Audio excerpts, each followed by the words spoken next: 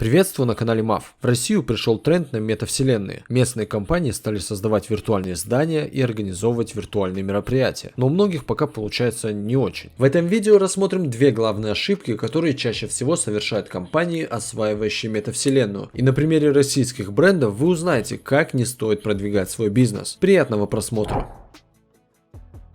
Итак, первая проблема, с которой могут столкнуться компании – неверный выбор метавселенной. Есть много платформ, которые отличаются между собой, так же, как и социальные сети друг с другом. Например, в Одноклассниках вы вряд ли найдете программный код нейросети, а на Reddit сложно встретить рецепты домашних солений. Так и с метавселенными. Будет странно рекламировать ипотеку в Roblox и продавать куклы в Decentraland. Средний возраст у пользователей этих платформ сильно отличается. Но изучить аудиторию и технические особенности не так сложно. Ошибки чаще всего происходят из-за непонимания контекста. Представьте, что вы приходите в клуб любителей криптовалют и начинаете рассказывать всем о том, как круто покупать акции и делать вклады в банке. Возможно, вас из вежливости выслушают, но прислушиваться не станут. Примерно так выглядело мероприятие Тинькофф банка в метавселенной Decentraland.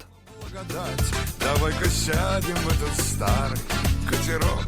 Да, это аватар Михаила Шуфутинского на виртуальном концерте исполняет свои главные хиты, и в том числе 3 сентября. В этот день, в 2022 году, социальная сеть для инвесторов Тинькофф Пульс организовала концерт по случаю своего 3-летия в блокчейн-метавселенной Decentraland. Было красиво, виртуальный Михаил Шуфутинский пел свои песни, а гости тем временем проходили квесты по перевороту календарей и разжиганию костров рябин. Однако важнее то, сколько посетителей по итогу зарегистрировалось на сайте. Официальной информации об этом пока нет, но можно предположить, что в метавселенной, не связанной с криптовалютой, результат мог бы быть лучше. Метавселенная нередко становится центром самых хайповых событий. То Samsung проводит презентацию новых устройств в Decentraland, то Snoop Dogg выступает с концертом в Sandbox. И мы на канале MAF следим за главными событиями в метавселенной, а также разбираемся, почему они становятся трендом. В этом нам помогают наши коллеги из агентства MAF Metaverse. Они устраивали закрытую вечеринку на яхте для компании Fringe Finance, организовывали арт-фестиваль в Decentraland, который посетили более 100 тысяч человек, а также создали еще много проектов в метавселенной для разных брендов. Так что если вам понадобится провести концерт, презентацию или даже свадьбу, обращайтесь в агентство MAF Metaverse. Специалисты помогут вам в освоении метавселенной. Ссылка есть в описании видео.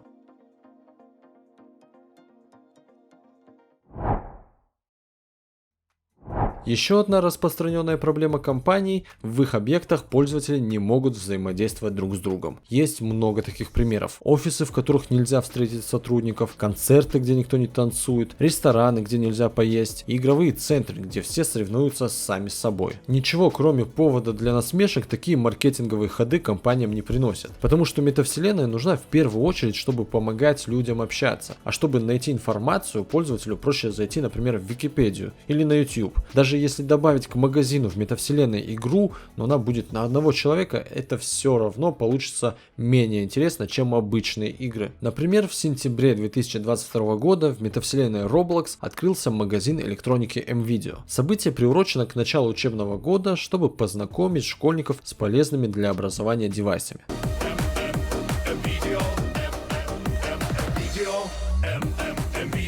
Для этого внутри магазина есть игра, в которой предстоит отнести как можно больше товаров до кассы за ограниченное время. Лучшие 10 игроков в первую неделю получили бонусы, которые можно использовать для покупок в реальных магазинах M-Video. Точно узнать не получится, но кажется, если бы была возможность соревноваться с друзьями или проходить игру вместе, виртуальный магазин мог бы привлечь больше посетителей. И вообще, есть много механик, подталкивающих людей взаимодействовать друг с другом, помимо многопользовательских игр. Например, добавление фотозоны, у которой каждый сможет сделать скрин и поделиться им со своими друзьями в социальных сетях.